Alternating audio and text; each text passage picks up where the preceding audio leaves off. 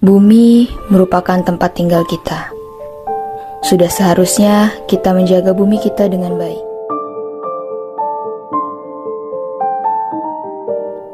Namun, bagaimana jika bumi yang kita jaga rusak oleh oknum-oknum yang tidak bertanggung jawab? Meningkatnya konsentrasi gas karbon dan gas-gas lainnya di atmosfer menyebabkan efek rumah kaca. Hal ini berdampak pada perubahan iklim.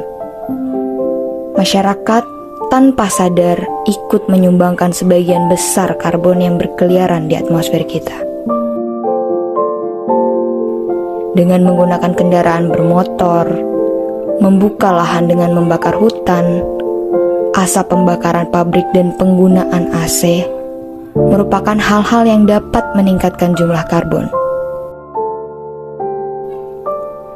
Hal ini yang menyebabkan terjadinya krisis iklim, di mana kita tidak lagi bisa memprediksi kapan kemarau dan kapan musim hujan, atau suhu udara yang tiba-tiba meningkat secara drastis atau turun secara tiba-tiba. Banjir akibat curah hujan yang tinggi, kebakaran hutan yang akibat kekeringan di beberapa daerah, dan juga mencairnya es kutub akibat pemanasan global tentunya tidak dapat kita hindari. Bila sudah begini, pohon merupakan aset penting yang harus kita lestarikan, karena pohon-pohon di hutan dapat menjadi penyerap zat karbon yang berkeliaran di atmosfer kita.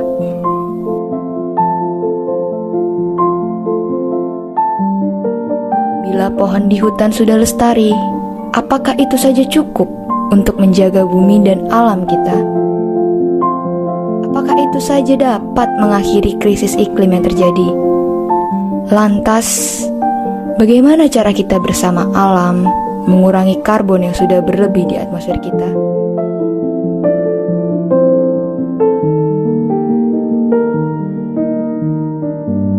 Sebagai manusia, kita dapat melakukan reboisasi atau penanaman hutan kembali untuk menjaga daerah resapan karbon yang juga nantinya menjadi paru-paru dunia.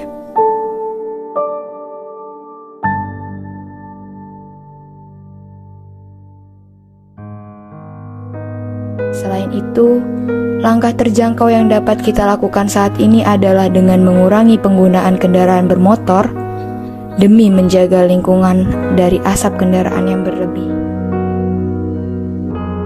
Bisa dengan menggunakan kendaraan umum atau berjalan kaki.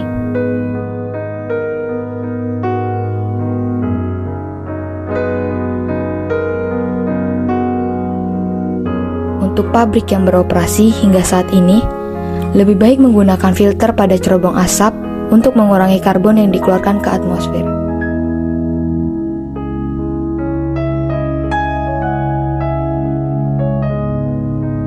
Bisa juga mengurangi penggunaan AC dan beralih ke teknologi yang lebih sederhana, yaitu kipas angin.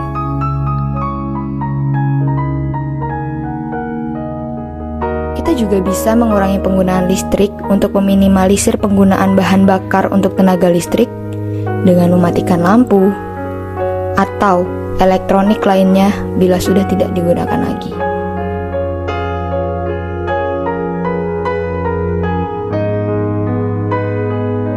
Tentunya hal-hal ini dapat kita temui pada kampus kita, IPB University.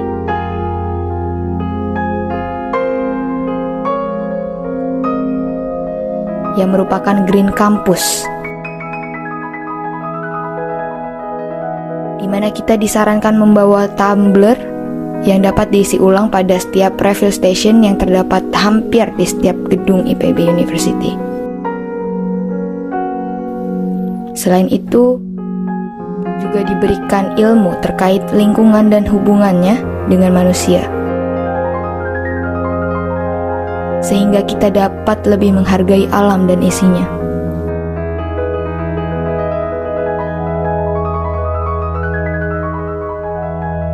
Seperti yang diajarkan di Fakultas Ekologi Manusia.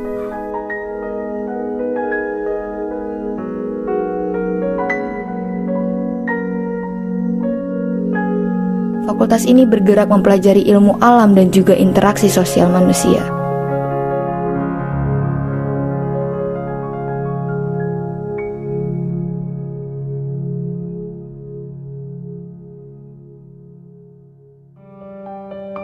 Selain ilmu yang didapat, IPB University menerapkan sistem Green Campus juga sangat ramah bagi lingkungan di mana mereka menyediakan bis kampus dan juga banyaknya tanaman atau pohon di sekeliling atau di sekitar IPB University.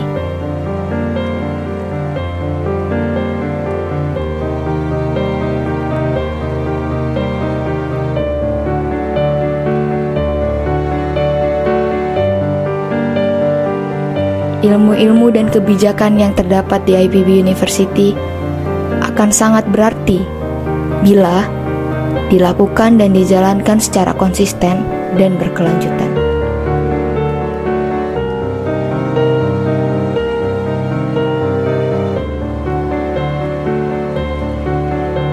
Adapun usaha yang dilakukan IPB University sesuai dengan target SDGs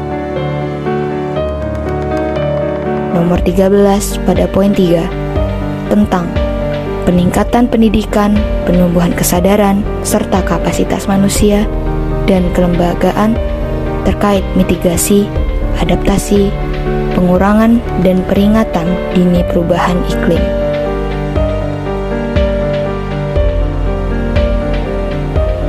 Tentunya, kita sebagai orang yang menumpang di bumi harus sadar dan tahu diri.